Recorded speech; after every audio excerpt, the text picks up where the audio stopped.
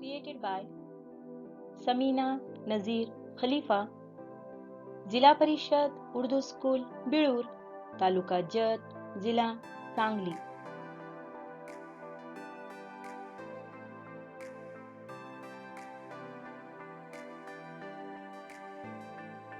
उर्दू बाल भारती दूसरी जमात. सफ़ा नंबर 20. नेकी का असर.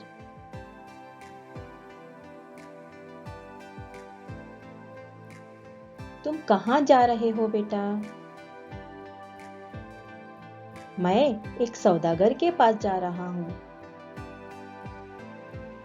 मैं समझा तुम किसी के पास पढ़ने जा रहे हो.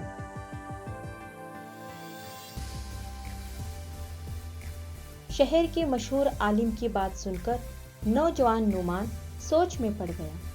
इसने वालिद के इंतकाल के बाद अपना खानदानी कारोबार संभाल लिया था. बचपन में इसने वालिदैन से दीन की कुछ बातें और कारोबार के तौर तरीके सीखे थे.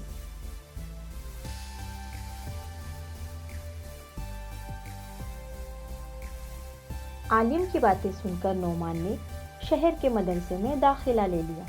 वो ज़हीन तो था ही, इसे इल्म हासिल करने की लगन भी थी. इसकी मेहनत रंग लाई. एक वक्त ऐसा आया कि इसी मदरसे के सबसे बड़े उस्ताद के इंतकाल के बाद नौमान को उस्ताद मुकर्रर किया गया. नौमान का पूरा नाम नौमान बिन साबित था. दुनिया जिसे इमाम अबू हनीफा रहमतुल्लाह अलैह के नाम से भी जानती है. इमाम अबू हनीफा रहमतुल्लाह अलैह नेक, दीनदार और खुदा से डरने वाले इंसान थे. इनकी जिंदगी के वाक़यात से हम बहुत कुछ सीख सकते हैं.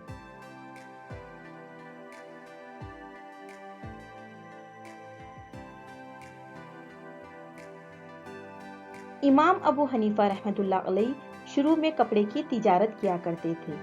एक मर्तबा उन्होंने अपने मुलाजिम को दुकान पर ले जाने के लिए कपड़े दिए तो उन्होंने देखा कपड़े के एक थान में कुछ खराबी है. इमाम अबू हनीफा रहमतुल्लाह अलैह ने मुलाजिम से कहा, जब कोई इस कपड़े को खरीदे तो उसे ये खराबी बता देना और कम दामों में फरोख्त करना. शाम में मुलाजिम ने इन्हें दिन भर की कमाई हुई रकम दी तो इमाम साहब ने पूछा, क्या तुमने उस कपड़े की खराबी गाहक को बताई थी?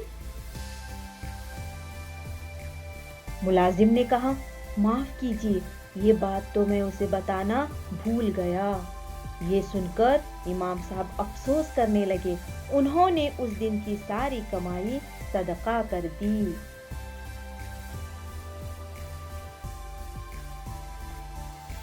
इमाम अबू हनीफा रहमतुल्लाह अलैह के पड़ोस में एक शख्स रहता था जिसे गाने बजाने का शौक था.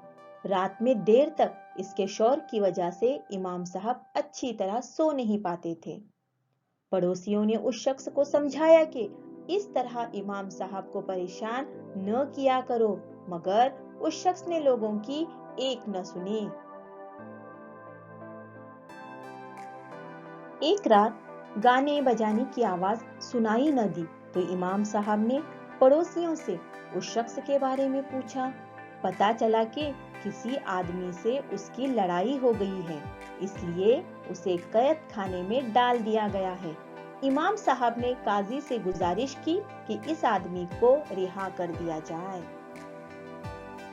काजी साहब ने कहा, आप एक ऐसे बेअदब शख्स की मदद कर रहे हैं जो आपको तकलीफ पहुंचाता है.